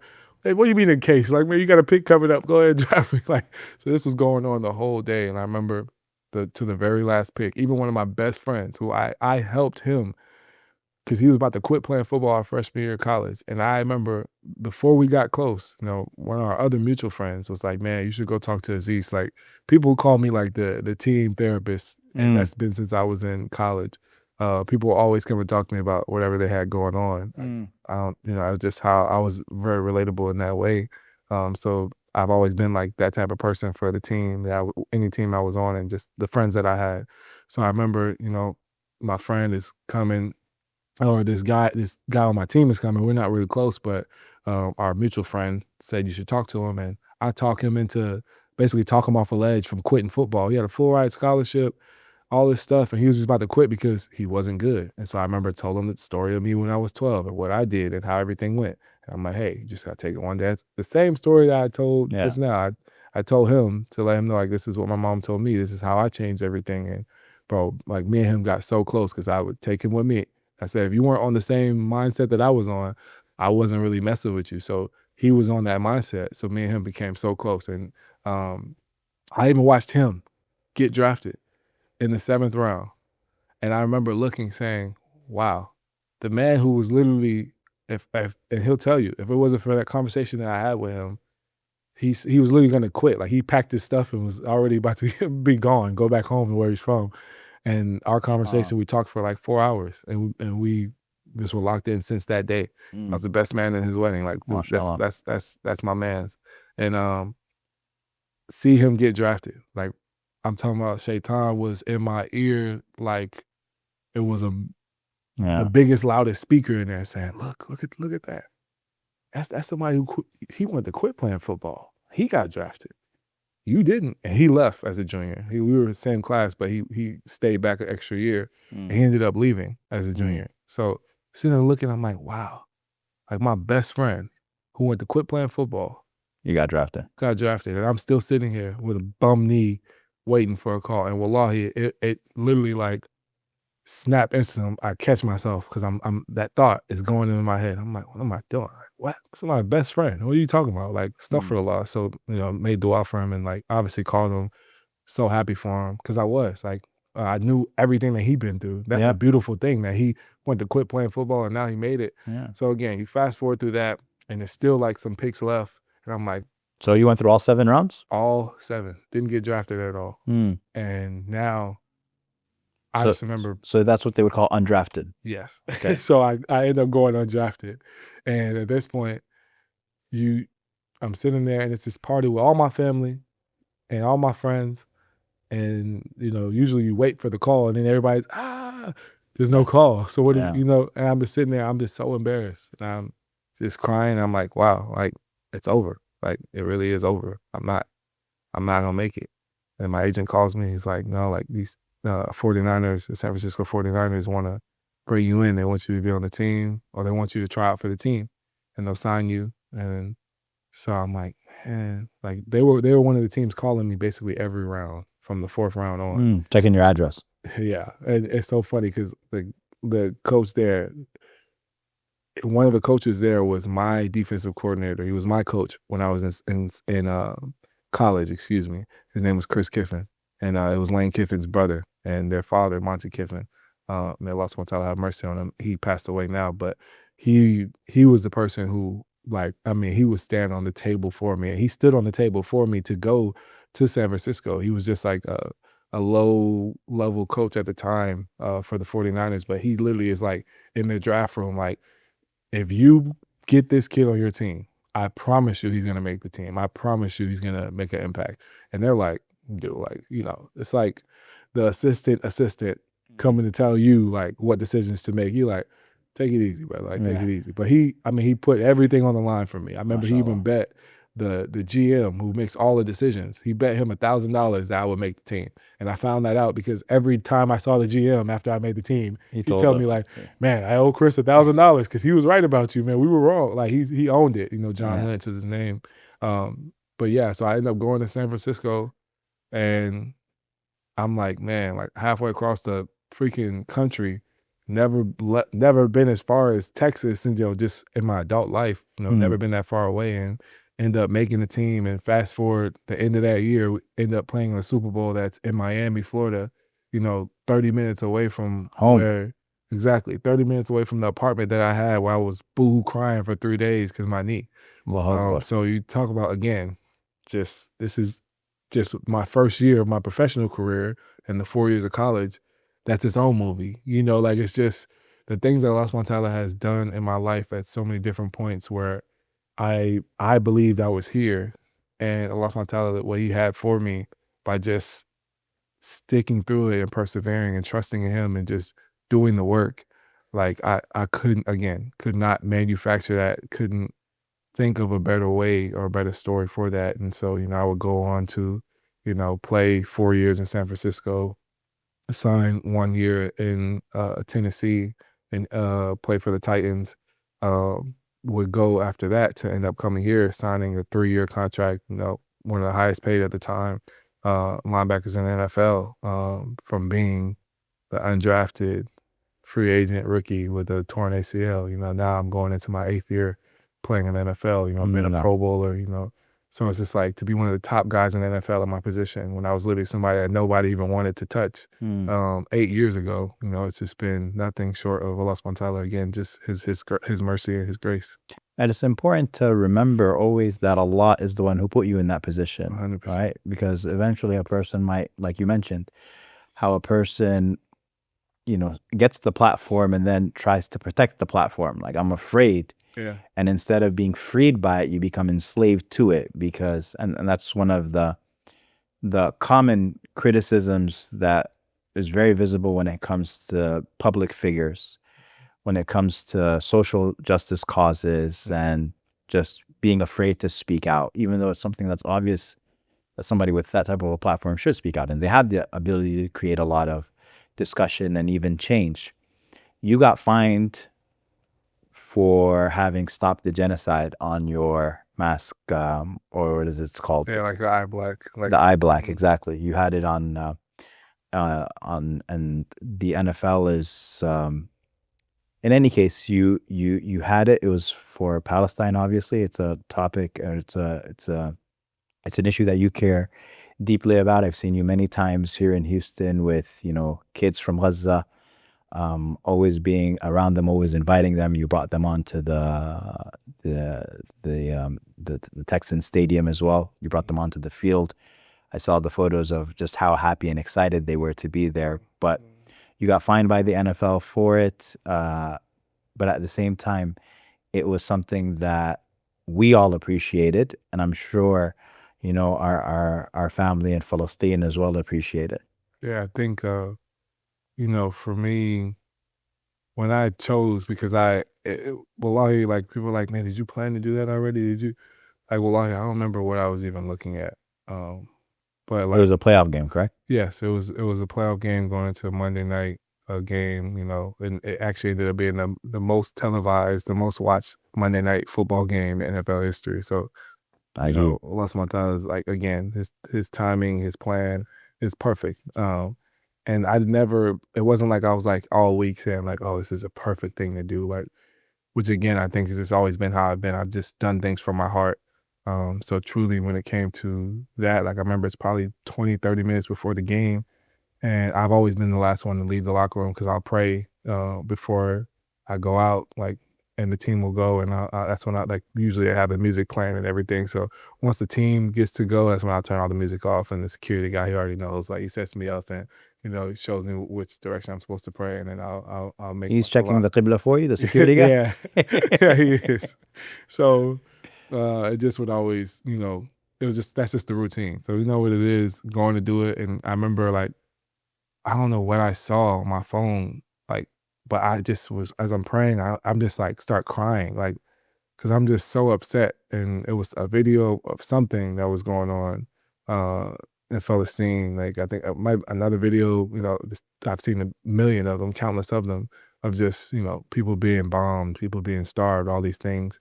But then what it was that as I'm seeing that, and my sister Aziza, she actually was the one who burnt the house down. And I mess with her all the time because whenever I tell the story, she's always like, "Oh man, please don't tell people that part." But no, you're like, I'm coming on a podcast. So wallahi, like she knows how much I love her and adore her. She's probably one of the sisters I'm closest to the most. And it's no pun intended, Aziza, but my sister was posting, like she always posts all this different stuff about what's going on across the world, and alhamdulillah, like advocating probably 10 times harder than even me about all the issues.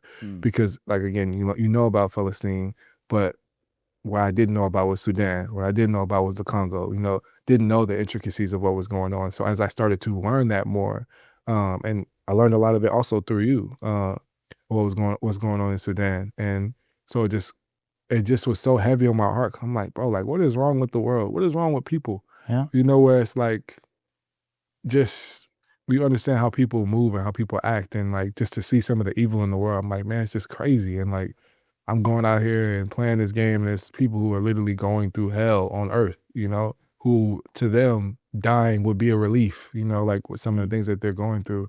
And I never forget, for me, being in a situation where I'm sitting here in America, in the greatest country in the world, and feeling like, man, there's nobody that sees me, there's nobody that hears me. So I could only imagine being in a place where nobody really cares about you. Yeah. And you're halfway across the world.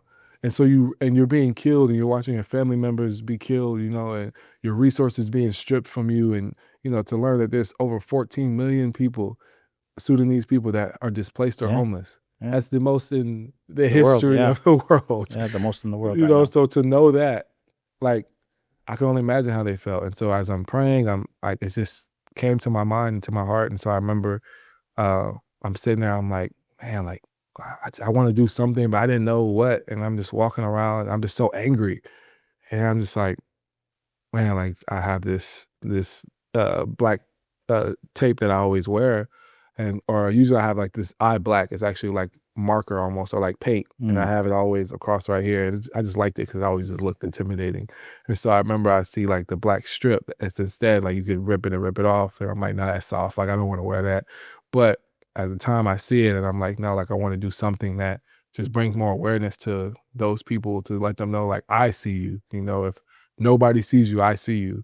And, I'm advocating for you. So when I did it, a lot of people automatically, you resonate with what's going on in Palestine, but that wasn't all it was. It was for Sudan, and it was for the Congo. It was for all the people across the world who, sadly, you pick your poison of which genocide you want to talk about, which is, I wish we only had one. I wish that's what it was, but that wasn't the reality. And that's why I chose, those words specifically. But yeah, I was fine, and I was aware before I did it that I would be fine, because that is, a rule. It's very clear that you can't write things unless it's approved by the NFL. You can't write anything on there. So I have teammates who, they write Bible verses, and sometimes they write just all type of stuff, maybe where they're from, whatever, and all of that you would get fined for. The thing that was kind of different for me was like, okay, after the game, which is, again, you talk about Allah subhanahu wa ta'ala's plan. The game is over. We win this big playoff game. I have a really good game. And they want to do like a post-game interview. And this is really how it became viral, because I wore it the whole game. Yeah. But after the game, they wanted to interview two of my teammates, Will Anderson Jr. and Daniil Hunter. Daniil Hunter is my locker mate. Me and him are really close. But he is like how my little brother is, I would say. He's very shy. He don't like talking to the media. He don't like being around lots of people. That's just not how he is. So he always tries to get out of doing the media stuff. So he's like, man, no, I'm not doing it. I'm not doing it. And he's telling like, nope, I'm not doing it. And so they go back to the network and they're like, hey, he said he doesn't want to do it. Is there anybody else that you guys wanted to interview? They're like, the next person that we wanted was Azeez Al-Shaair. And so they come back and tell me, like, hey, Azeez, they wanted you to do it. As I'm literally like stripping it off. And like, now I'm like, nah, I'm keeping it on.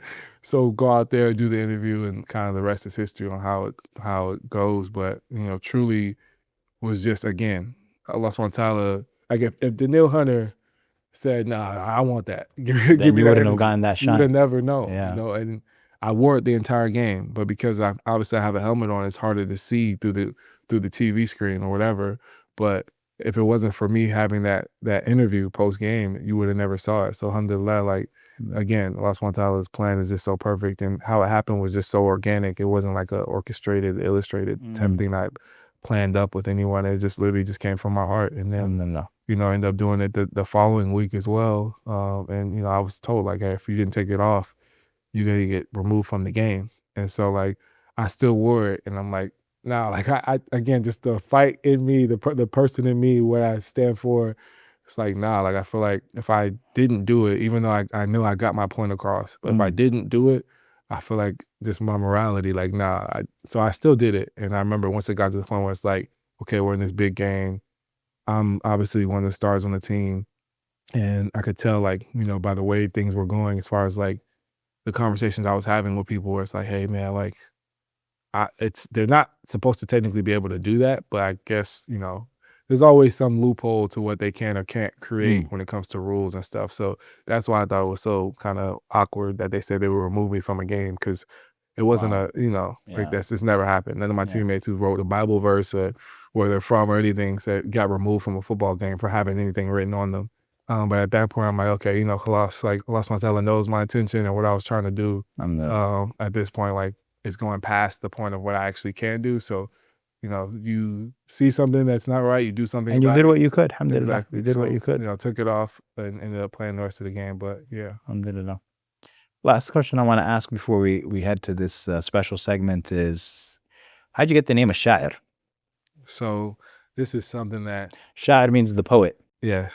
And so my grandfather, James Stokely Sr., I talked about, he was the poet laureate for Tampa, Florida, and Hillsborough County. He's the one who said you have hands like Jerry Rice? Yes. Allah. So that must have been a fable, a poem as well, because that's to this day, that's probably the one thing I can't do is catch. So, alhamdulillah, he said a lot of good things, but that was probably the most, the biggest one. So he was the poet laureate. The poet laureate of Tampa, Florida, Hillsborough County. He actually has like his poems on statues all throughout Hillsborough County and through like downtown and stuff. So alhamdulillah, like that's where that came from. And when my father and my mother became Muslim, like didn't want to keep like the same names that obviously derived from slavery and everything like that, how you get these names. So my father was looking at different names of what he wanted, and I remember like it was somebody or something that he saw that last name came from, and he changed the spelling or whatever, but that's what he wanted to do. He's like a Sha'ir, like son of a poet. Like, MashaAllah. Alhamdulillah, that's where it came from. Sha'ir also means to feel. Because if you think about it, a poet, what are they? They're connected to their emotions, and they're able to express their emotions. But you have to be connected first to be able to express. And so I think even if you don't write poetry, for sure, something that like has stood out to me even in this conversation is how connected you are to your emotions. Like whether it's anger or whether it's sadness or whether it's fear, like it's something that you are connected to and you're comfortable expressing, which is also very beautiful. Appreciate you, brother. Alhamdulillah. Wayakum, my man. So we've already established many times over that I don't really know anything about football. I'm just not the football guy, but we have a team member here in the studio who is a lifelong Houston Texan fan. And so we wanted to bring him on, Hamza, to ask you some particular football questions, inshallah. So I'm going to tag him in real quick. Hamza, do you have a mic? Or am I giving you this mic? Okay. Assalamu alaikum, brother Azeez. How are you doing? I know you had a long day, especially with the draft coming up right before preseason. So I don't want to take up too much of your time. Got to get you some rest as well.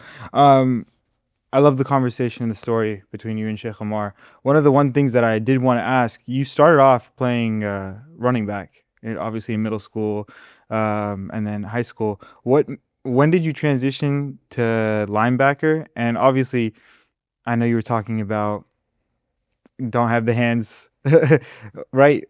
What made you want to switch to the linebacker position? So, kind of back to that story of, going against the white boy with the mohawk, doing the Oklahoma drills and just getting completely rocked. He knocked the wind out of me for sure.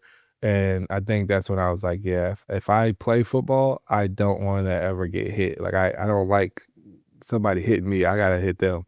And so really after I quit that year and trained by myself and worked out or whatever, that following year when I came back to play, I was like, nah, I'm playing defense. So I started off playing safety because I was extremely small. I was really, really small.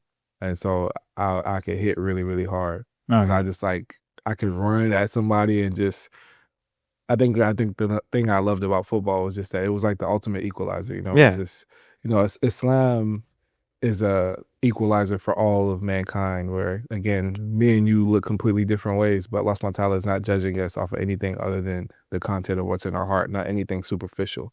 Of course.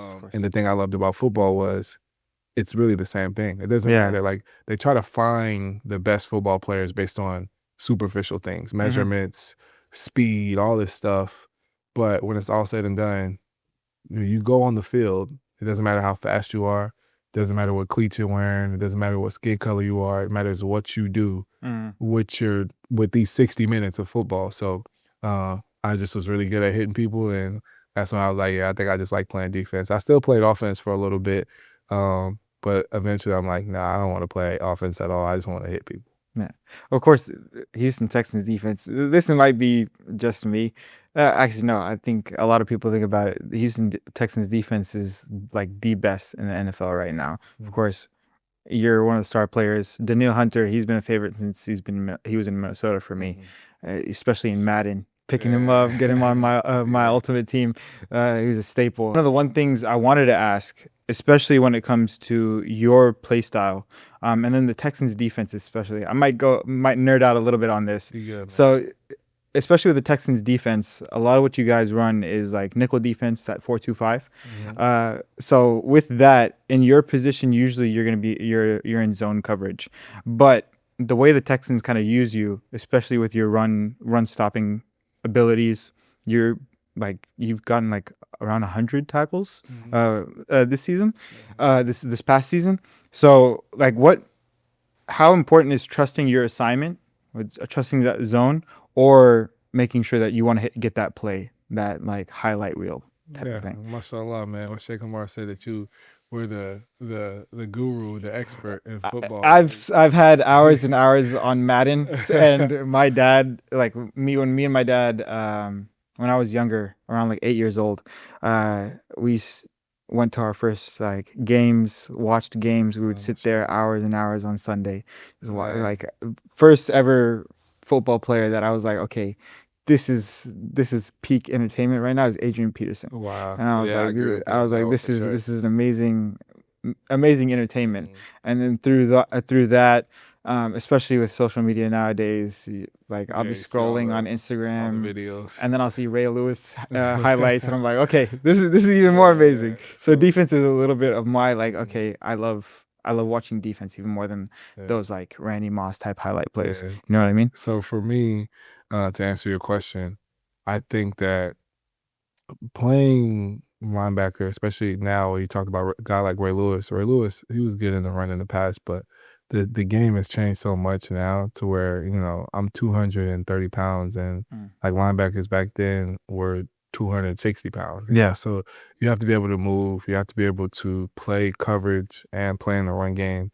And I think that's what, I've done really, really well, is just being able to be physical, be a physical tackler in the run game, but also being able to drop back into coverage and, cover guys as well. So I think it just takes a lot of discipline, and being able to kind of separate and diagnose and key what the offense is trying to do, because at the highest level in the NFL, you got all this nice equipment in here, They got every tool, every all the resources analytic, for you, all right? the resources to, to help you, but also for other teams, they're trying to exploit your weaknesses. So you constantly are sharpening your tools and trying to be like the best version of yourself.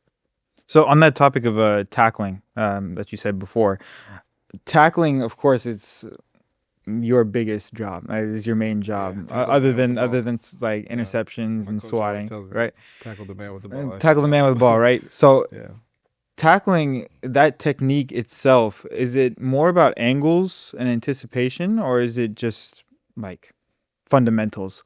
Would you rather rely more on your intuition in that way? I mean, I think when you talk about tackling, the first thing I'll say is it's not natural. It's not natural to want to run into run to another person. So I think it takes a level of like, you gotta literally be like, man, like you gotta be fearless in that way, because there's somebody, some of these running backs are, Derrick Henry is 250 pounds. Of course. Like, so you see somebody 250. You've hit him, right? I play with him. I hit him.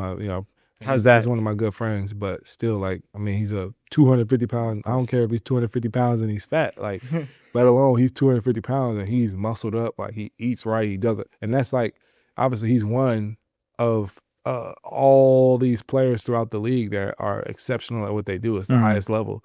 So, I think when it comes to tackling, it's more mentality. Like, I'll take a guy who has a great mentality and a mindset to be like, look, I don't care, like, I'm trying to run through this guy, and then teach him some of the fundamentals. Then take a guy who maybe has the perfect technique, but he's soft, so it doesn't matter. Like, you still got to get trucked. So I think it's a lot of heart, it's a lot of mindset and will, but then also it is about angles, it is about feet and technique. So I mean, when you get to this level, it's never just any one thing that keeps you here. You have to continue, like I said earlier, sharpening your tools and like really just fine tuning all these things, which is really what I'm doing right now at this phase of getting ready for, off-season workouts and things like that. So you led Houston Texans with over 100 tackles this season, right? How much of that comes from film study? Obviously preseason, prepping beforehand, preseason, all that film study. But how much of that is like actual studying, and how much is that the Houston Texans swarm mindset that you guys have, right? How does that play into it? So really, and if you can break down what that swarm mentality is when people are like Houston swarm. Yeah. So the swarm mentality, it stands for special work ethic and relentless mindset. And I remember D'Amico Ryans, he's the head coach, but I've been with him. He was my position coach when I was in San Francisco, and my D coordinator in San Francisco as well for my last 2 years. Robert Saleh was my defensive coordinator my first 2 years, who's also Muslim as well. He's now the head coach of the Tennessee Titans. But that's what it means, special work ethic and relentless mindset.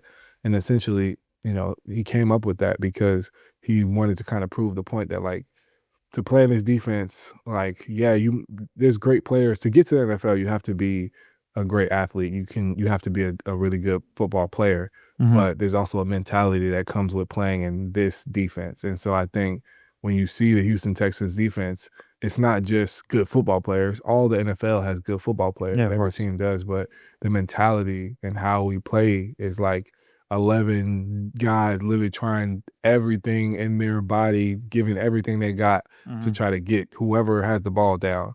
And I think, for me, when I think about like just all the tackles that I've had this year and, even last year on this team, it's kind of just the mindset that you have to have. And, the plays that come to you got to make, obviously.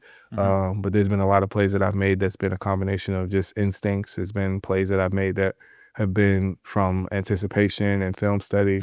And then there's plays where it's like, my coaches, my linebacker coach, Coach Davis, just, telling me, hey, this is your technique, own your technique, play your leverage, and then let the play come to you. So there's a combination of all those things that you're trying to constantly, juggle with, because for me, especially playing 8 years now, there's not a lot of plays I haven't seen. I've seen basically every formation, every play that they can draw up, every way that they can do something. So you start to sometimes have to calm yourself down because you're like, oh, I know this. Yeah. It might not be what you think. You gotta still confirm what you see. So alhamdulillah, like I've been blessed to like be able to play long enough, but because of that, sometimes I have to slow my mind down to just take it one Analyze the time. play, everything Yeah, like that. for Right? sure. So you mentioned Robert Saleh. He was at the Jets before. He's in Tennessee, and then also D'Amico Ryan from San Francisco. You've been on both those teams. Of course, the Texans are better, right? That's just a general fact.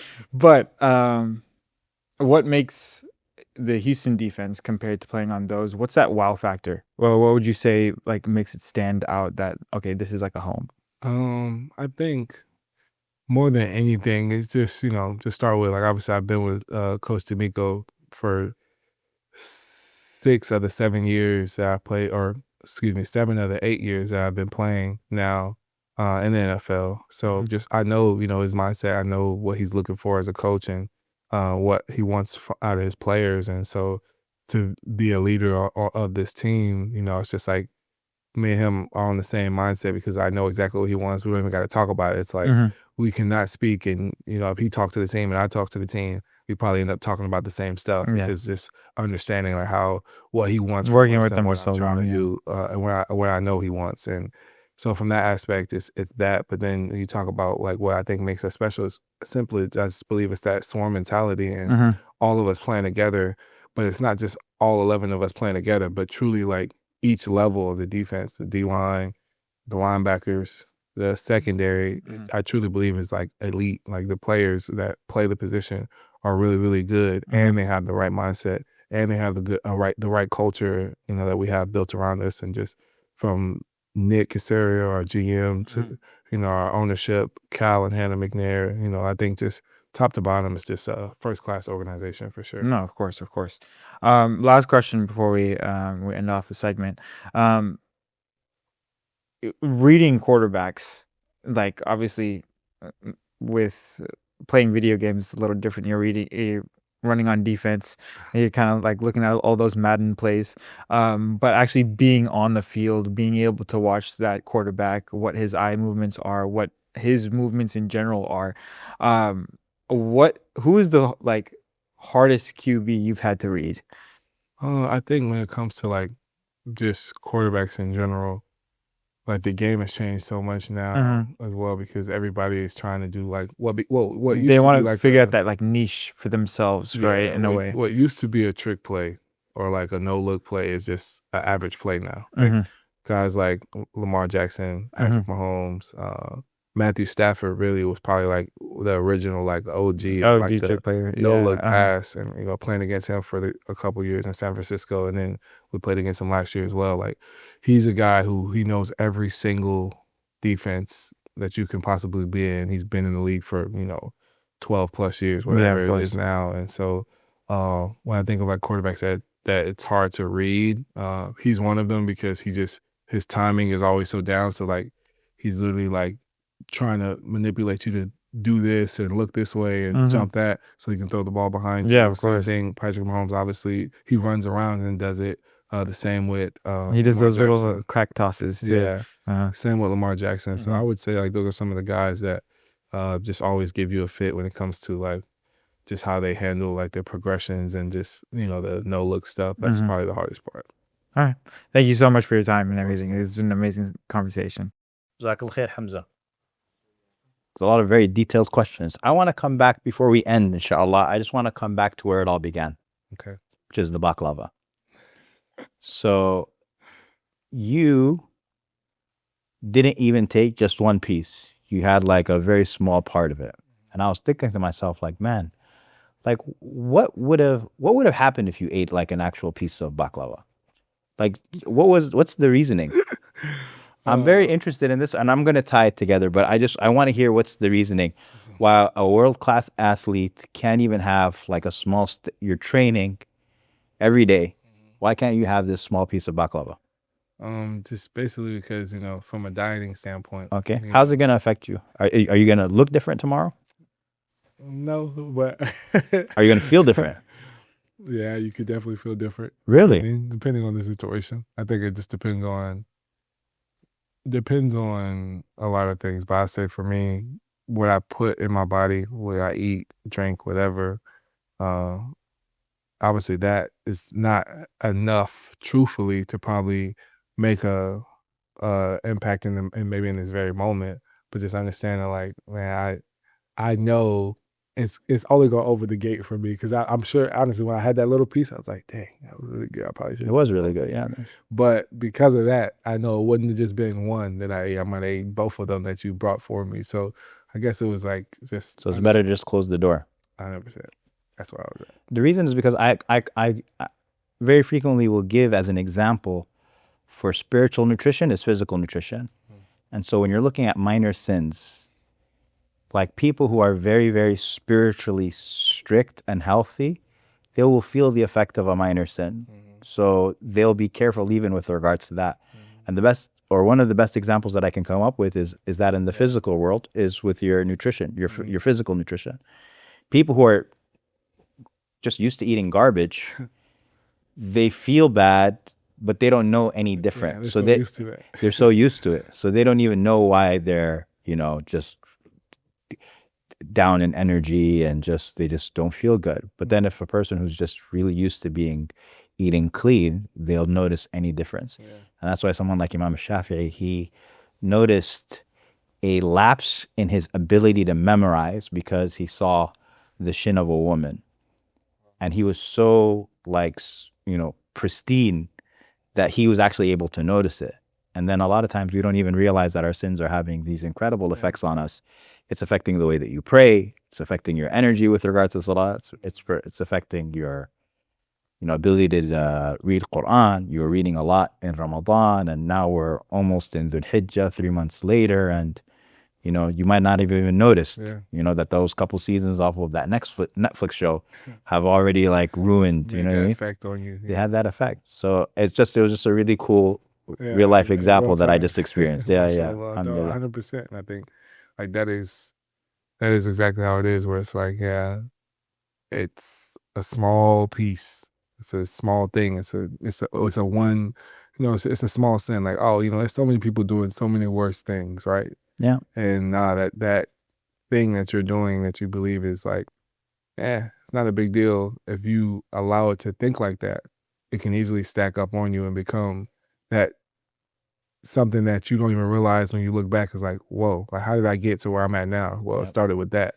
So yeah, I think that was a beautiful analogy, just because that's why I didn't take it, because I know myself. So that one stick, it's like this big, I took this much. I'm like, really, that was more so just not to be disrespectful. No, don't worry, it wouldn't have been disrespectful. I would have ate it. It actually was really good.